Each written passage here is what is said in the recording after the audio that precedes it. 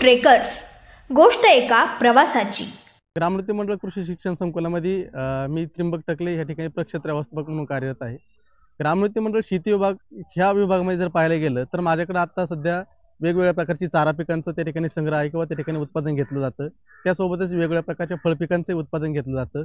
काही ज्या वनस्पती आहे की ज्याला आपण अन्नधान्य म्हणून त्या ठिकाणी वापर करतो त्यांच्यामध्ये त्यांचा वापर बऱ्यापैकी केला जातो. आणि ज्याच्यामध्ये लागवडीच्या काही वेगवेगळ्या पद्धती आहेत की रेग्युलर पारंपरिक पद्धती ज्या काय आपण म्हणतो त्या पारंपरिक पद्धती, हाय डेन्सिटीच्या काही पद्धती आहेत किंवा घनदाट लागवड जी काय आपण म्हणतो त्याही पद्धती आहेत. तर मागच्या बाजूला जर पाहिलं तर हा प्लॉट आपला नेपियर ग्रास किंवा नेपियर गवत म्हणून त्या ठिकाणी सुपर नेपियरचा प्लॉट आहे. याचा वापर जर पाहिला तर शेती विभाग जसं आपण म्हणतो की शेती आणि पशुधन हे सर्व एकत्रित आहे की त्याला एकमेकांची सांगड आहे. तर याचा वापर आपण बऱ्यापैकी तिथंच केला जातो. त्याच्यापासून जे रॉ मटेरियल मिळते म्हणजे गोमूत्र असेल, शेण असेल किंवा जे काही स्लरी आपण मगाशी पाहिली त्या स्लरीचा वापर ह्या पिकांना आपण त्या ठिकाणी देतोय. म्हणजे आपण जसं आपण म्हणतो की जनावर माणसांना विषमुक्त जो काही जे काही धान्य असेल ते उत्पादित करणं म्हणजे सर्व समस्यापासून सुटलं असं नाही. तर त्या संबंधित असणाऱ्या जनावरांना सुद्धा जो आपण चारा देतो हा चांगला त्या ठिकाणी जर न्यूट्रिफाईड असेल तर त्या ठिकाणी बऱ्यापैकी त्या जनावरांचं सुद्धा दूध उत्पादन असेल किंवा जे काही आजारी पडण्याचं प्रमाण असेल ते अत्यल्प होऊन जाते. ज्या बाबतीने आपण असं म्हणतो की हायब्रिड खाद्य खाऊन खाऊन मानव आता आजारी पडतो किंवा त्या ठिकाणी त्याची इम्युनिटी पॉवर संपत चाललेली आहे. तर त्यासोबतच जनावरांची सुद्धा काळजी घेत असताना आपण ह्या गोष्टींचा त्या ठिकाणी वापर करतो की त्यांना कुठल्याही प्रकारचे केमिकल किंवा कुठल्याही चारा पिकाला केमिकल फवारणी किंवा कुठल्या प्रकारचं केमिकल खत त्या ठिकाणी वापरत नाही. जे मटेरियल आपल्याकडे रॉ मटेरियल म्हणून किंवा जे काही आपण स्लरी म्हणू किंवा जे व्हर्मी म्हणू किंवा गांडूळ खत म्हणू किंवा शेणखत म्हणू यांचा सर्वाधिक प्रमाण आपण ह्या शेती विभागामध्ये करतो. मग तो सर्रास पिकांना करतो, फळ पिकांनाही करतो, तुमच्या औषधी वनस्पतींनाही करतो, तुमच्या चारा पिकांनाही करतो. आणि त्याचाच परिणाम त्या नेपियरची आज उंची जर पाहिली तर तुम्हाला साधारणतः एक 10 फूट उंचीची त्या ठिकाणी दिसून येते. म्हणजे चांगलं खत त्या ठिकाणी त्या पिकाला गेलं काही इनडायरेक्टली त्याच्यापासून मिळणारी त्या झाडांची ग्रोथ असेल किंवा त्या झाडांमध्ये पाण्याचं प्रमाण असेल, हिरवचं प्रमाण असेल ते खूप चांगल्या पद्धतीने त्या ठिकाणी मेंटेन राहण्यासाठी मदत होते.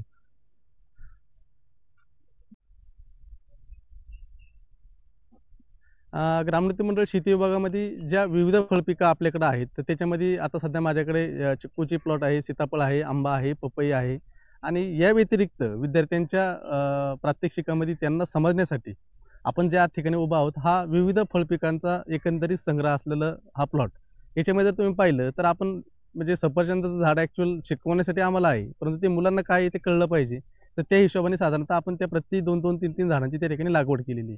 त्यासोबत मग पेरू कसा असतो, संत्रीचं झाड कसं आहे, मोसंबीचं झाड कसं आहे, पोपनस म्हणजे काय, ॲवोकॅडो म्हणजे काय, सफेद जांभूळ कुठल्या पद्धतीने वाढलं जातं, या सर्व झाडांची माहिती किंवा साधारणतः त्या झाडांचा एकंदरीत जो काही अभ्यास असेल हा प्रत्यक्षात पाहिल्यानंतर कळतो.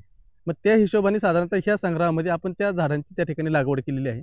आणि याच्यासाठी जे काही पाणी व्यवस्थापन असेल किंवा जे काही खत व्यवस्थापन असेल म्हणजे त्याच्यासाठी आपण शक्यतो केमिकलाइजचा प्रमाण अत्यल्प किंवा एकदम कमी त्याच्या विरुद्धात ऑर्गॅनिक मटेरियल जेवढं जास्तीत जास्त देता येईल किंवा ज्याला आपण सेंद्रिय खतं म्हणू किंवा सेंद्रिय औषधं म्हणता येईल जी काही दशपर्णी अर्क असतील, जीवामृत असतील किंवा बायोच्या संदर्भात मग ॲझोटोबॅक्टर असेल, ॲझोस्पिरिलियम असेल किंवा त्या ठिकाणी सुडोमोनस असेल, ही जी काही औषधं असतील किंवा जी काही बायोचे प्रोडक्ट असतील तर यांचा वापर सर्वाधिक ह्या पिकांवरती करतो. जेणेकरून काय होतं की याच्यापासून मिळालेली जी काही फळं असतील ही फळंही चांगल्या क्वालिटीची आहेत किंवा त्याच्यात मार्केटला जर आपण जर गेलो तर त्या ठिकाणी त्या ऑर्गॅनिक मटेरियल पासून मिळालेला जो काही प्रोडक्ट असेल म्हणजे ज्याला फळं म्हणलं जातं त्या फळाला इनडायरेक्टली रेट सुद्धा खूप चांगला मिळतोय. आजच्या मितीला सुद्धा असे काही कस्टमर मार्केटमध्ये आहेत की 2 पैसे जास्त देऊन फक्त चांगल्या पद्धतीचे किंवा चांगल्या मटेरियल क्वालिटीचा जे काही पदार्थ असेल तो पदार्थ घेण्यासाठी सुद्धा ते इच्छुक असतात. मग इथल्या संदर्भात जर पाहायला गेलं तर ही जी काही फळपिकं असते मग माझ्याकडे अंजीर आहे, विशेषतः त्याच्यासाठी खूप मागणी आहे. कारण की त्याच्यासाठी मी काही केमिकलचा वापर अत्यल्प किंवा एकदम कमी म्हणायला काही हरकत नाही. मग शेणखत, गांडूळ खत त्या ठिकाणी असणार जे काही आपली स्लरी असेल त्या स्लरीचा जास्तीत जास्त वापर करून त्या ठिकाणी त्या पिकाचं उत्पादन घेतो. आणि पर्यायाने कस्टमर डायरेक्टली प्लॉटवरती ते खरेदी करण्यासाठी त्या ठिकाणी आपल्याकडं येत असतं. तर याच्यामध्ये आपण जर पाहिलं तर ही वेगवेगळ्या प्रकारची जी काही पिकं असतील ह्या पिकांचा अभ्यास करण्यासाठी साधारणतः आपण त्या विद्यार्थ्यांना माहिती होण्यासाठी ह्या सर्व संग्रहाची त्या ठिकाणी निर्मिती केलेली आहे. त्यासोबतच काही मसाल्याची पिकं आहेत, मग काळी मिरी काय, वेलदोडा काय, लवंग काय, हे जी काही पिकं असतील ह्या पिकांच्या संदर्भात सुद्धा आपल्याला त्या ठिकाणी माहिती असावी म्हणून आपण त्यांचीही लागवड केली आहे. चालूमध्ये आपण तीही पाहून घेऊया.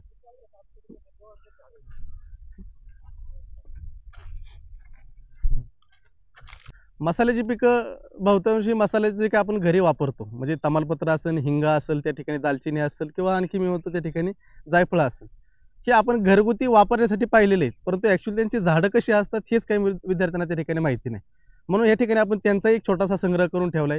म्हणजे तमालपत्राचं झाड हे साधारण त्याच्या पानावरून कसं ओळखलं जातं, हिंगाचं झाड त्या ठिकाणी कसं ओळखलं जातं, जायफळीचं झाड त्या ठिकाणी कसं ओळखलं जातं, किंवा त्या ठिकाणी दुसरं दालचिनीचं झाड जे काय असेल ते दालचिनीचं झाड त्या ठिकाणी कसं काय ओळखलं जातं, आणि यांचा वापर कसा केल्यानंतर किंवा मग ही पानं वाळवली जातात किंवा ड्राय केली जातात किंवा मग कशा पद्धतीने त्याच्यापासून आपण तो घरी वापरतो मसाला म्हणून, तर याची थोडीशी ओळख व्हावी म्हणून हा जो काही छोटासा आमचा उद्देश होता या ठिकाणी आम्ही तो सफल केलेला आहे.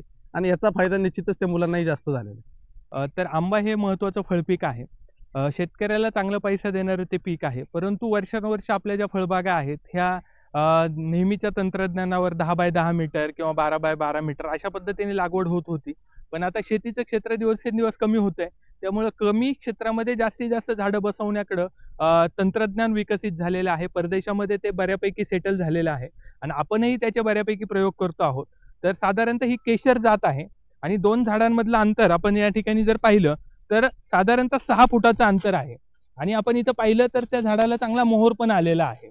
तर ही जी सगळी पद्धत आहे अशा पद्धतीने चांगला मोहर त्या झाडांना निघू शकतो आणि यामधून आपल्याला प्रति झाड चांगलं उत्पादन मिळू शकतं. आपल्या देशामध्ये जितकी उंच झाडं जातील तितक्या त्याचे प्रॉब्लेम्स वाढतात, कारण त्याच्यावर आपल्याला हाताळणी करता येत नाही, काढणी करता येत नाही, रोग नियंत्रण करता येत नाही, दर्जावर नियंत्रण राहत नाही, उन्हामुळे त्याच्यावर चट्टे येतात, दर्जा खराब होतो, आकार खराब होतो. तर हे सगळं टाळण्यासाठी हे तंत्रज्ञान वापरलं जातं. यामध्ये झाडाची छाटणी केली जाते. छाटणी करून ते झाड बुटकं ठेवलं जातं आणि बुटकं ठेवून एकाच वेळी बाहेर येण्याकडं त्याच्यावर लक्ष दिलं जातं. तुम्ही इथं पाहिलं तर असा एक साधारणतः द्राक्षाचा जसा पट्टा असतो तसा पट्टा त्या आंब्याच्या झाडांचा तयार केला जातो. सूर्यप्रकाशाच्या दिशेने त्याची छाटणी केली जाते जेणेकरून सर्व काड्या सूर्यप्रकाशात राहतील. त्या काड्यांमधून अशा प्रकारचा मोहर बाहेर पडेल. आता हा मोहर काय आपण राखणार नाहीये, आपण हा काढून टाकणार आहोत, कारण या झाडाची अजून शारीरिक वाढ पूर्ण झालेली नाही. शारीरिक वाढ पूर्ण झाल्यानंतर साधारणतः एक माणसाच्या उंचीपेक्षा जास्त ही झाडं कुठल्याही परिस्थितीत कुठल्याच वर्षी वाढू न देणे हे याचं छोटंसं गणित आहे. आणि यासाठी आपण या ठिकाणी ह्या केशर जातीचा हा डेमॉन्स्ट्रेशन प्लॉट उभारलेला आहे. या माध्यमातून आपण शेतकऱ्यांना छाटणीचं तंत्रज्ञान, कीड आणि रोग व्यवस्थापन, याचं बहार नियोजन, फळगळ नियंत्रण, काढणी, निर्यातक्षम फळांची जपणूक या पद्धतीच्या सर्व तंत्रज्ञानावर या ठिकाणी संशोधन करतो आहोत. आणि या माध्यमातून शेतकऱ्यांना एक उच्च तंत्रज्ञानाने फळबागांचं नियोजन कसं करावं हे जुन्नर तालुक्यातील शेतकऱ्यांना उपलब्ध करून देण्याचा या ठिकाणी आपण संशोधनात्मक प्रयत्न करत आहोत. आंबा उत्पादनामध्ये सगळ्यात महत्त्वाचं असतं, आपण या ठिकाणी पाहतो की छाटणी आपण केलेली आहे. तर छाटणीमध्ये ह्या 3 फांद्या आपण ठेवलेल्या आहेत, 1, 2 आणि 3. परंतु या तिन्ही फांद्यांना चांगली ताकद मिळावी यासाठी इथे एक वेगळं तंत्रज्ञान वापरलेलं आहे. इथं हे त्याचं मूळ खोड आहे आणि या ठिकाणी दुसरं एक गावठी आंब्याचं खोड आपण त्याला जोडून दिलेलं आहे. यामुळं काय होतं की झाड एकच परंतु त्याला 2 मुळांच्या सिस्टीमचा उपयोग होतो. रूट सिस्टीम डबल होते आणि 2 मुळांच्या सिस्टीम मधून त्या झाडाची कणखरपणा वाढतो, त्या झाडावर रोग येण्याची शक्यता कमी होते, त्या झाडाची मोहर येण्याची कॅपॅसिटी वाढते, फळांची गुणवत्ता वाढते. तर हे छोटंसं तंत्रज्ञान जरी शेतकऱ्यांनी वापरलं तरी या माध्यमातून आंबा पिकाच्या रोग नियंत्रणाला एक चांगला फायदा होऊ शकतो. साधारणतः आपण मगाशी पाहिलं की 2 रायवळ खोडं एकत्र जोडून आपण त्याचं तिसरं खोड तयार करतो आणि त्याच्यावर कलमीकरण करण्याचे हे तंत्रज्ञान फारसं वापरात जरी नसलं तरी आपत्कालीन परिस्थितीमध्ये अशी कंडिशन जर तयार झाली की तिथलं झाड मेलेलं आहे आणि आपल्याला एखादा रायवळ खुंट तिथं मिळतो आहे, तर इथं आपण जर पाहू शकत असेल तर हे 2 रायवळ खुंट आपण मूळ झाडाच्या बाजूला लावले होते, पण आता हे जर उपटून फेकले तर त्याचा काहीच उपयोग होणार नाही. म्हणून आपण या ठिकाणी ते दोन्हीही खुंट एकत्र जोडले. त्याची जी तिसरी काडी आपल्याला मिळाली त्याच्यावर या ठिकाणी कलमीकरण केलेलं आहे. तसं एवढ्या उंचीवर कलमीकरण शक्यतो केलं जात नाही, परंतु आता आपल्याला जर ही काडी याच्या खाली गेलो असतो आपण तर हा जोड आपल्याला मिळाला नसता. म्हणून हा जोड आपण त्याच्या वरती जी काडी आहे ती मजबूत होऊ दिली आणि मजबूत झाल्यानंतर आपण त्याच्यावर इथं जोड भरलेला आहे. हा जोडही आता बऱ्यापैकी सक्सेस झालेला आहे. कदाचित पुढच्या वर्षी पुन्हा आपण याची छाटणी करून याच्या पसारा तयार करून घेणार. या कॅनोपीवर सुद्धा मोहर येऊ शकतो की नाही याचा संशोधनात्मक अभ्यास आपण या ठिकाणी करतो आहोत. हे शेतकऱ्यांना रिकमेंडेशन नसलं तरी याचा अभ्यास आपल्याला करणं गरजेचं आहे. म्हणून आपण या ठिकाणी वेगवेगळ्या पद्धतीचे जॉईंट्स, वेगवेगळ्या पद्धतीचे कलमीकरण, वेगवेगळ्या रायवळ आंब्याच्या याच्यावर वेगवेगळ्या खुंटांचा अभ्यास, वेगवेगळ्या सायांचा अभ्यास, वेगवेगळ्या काड्यांचा जातींचा अभ्यास या ठिकाणी आपण करतो आहोत. बाळानगर ही महाराष्ट्रातली सीताफळाची सर्वात फेमस असणारी जात आहे. अतिशय चांगली किपिंग क्वालिटी, फळांचा आकार चांगला असतो, गराचं प्रमाण चांगलं असतं, साखरेचं प्रमाण त्याच्यात वैशिष्ट्यपूर्ण आहे. ही जात याच्यानंतर बऱ्याचशा जातींवर संशोधन झालं, पण प्रत्येक जातीमध्ये काही ना काही अडचणी आहेत. ही जात प्रोसेसिंगलाही आपण सीताफळाचा जो पल्प तयार होतो यामध्येही ही जात अतिशय वैशिष्ट्यपूर्ण मानली जाते, कारण त्याची जी पाकळी आहे, घरामध्ये पाकळी राहणं गरजेचं आहे आणि या जातीची चांगली पाकळी मेंटेन होते. त्याचबरोबर ही जी जात आहे ही अतिशय स्टर्डी आहे, कारण सीताफळ हेच कोरडवाहू फळपीक आहे आणि कोरडवाहू फळपिकांमध्ये थोड्याशा हार्ड जाती लागतात. म्हणजे उत्पादन कमी आलं तरी चालेल, पण त्या झाडाचं नुकसान होता कामा नये. एखाद्या वर्षी दुष्काळ पडला तरी ह्या झाडाची पानगळ होते, सगळी पानं गळून जातात, पण झाड शक्यतो मरत नाही. तर ह्या जातीमध्ये आपण या ठिकाणी एक 2 तंत्रज्ञानाचा अभ्यास करतो, एक दुबार छाटणी आणि एका आड एक ओळ छाटणी पद्धत. तर याचा अभ्यास आपण छाटणी तंत्रामध्ये करतो आहोत. जसं की आपण इथे पाहू शकता की ही जी ओळ आहे ही आपण 1 फुटावर छाटलेली आहे. या ठिकाणी आपण 1 फुटावर छाटणी केलेली आहे आणि 1 फुटावर छाटणी करून आपण ह्या 3 जे स्टंप आहेत हे ग्रो करून आता या पद्धतीची छाटणी त्याला आकार दिलेला आहे. आणि ही जी लाईन आहे ही आपण छाटतानाच 3 फुटावर छाटलेली आहे आणि 3 फुटावरून याचं स्ट्रक्चर तयार केलेलं आहे.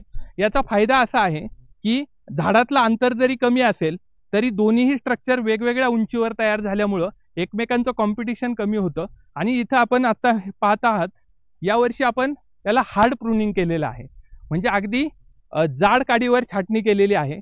आणि हे नवीन जे फुटवा आलाय इथं आता कळी आणि फळं येणार. जाड काडीवर फळ आले की त्याचा दर्जा चांगला राहतो, त्याचा आकार चांगला होतो.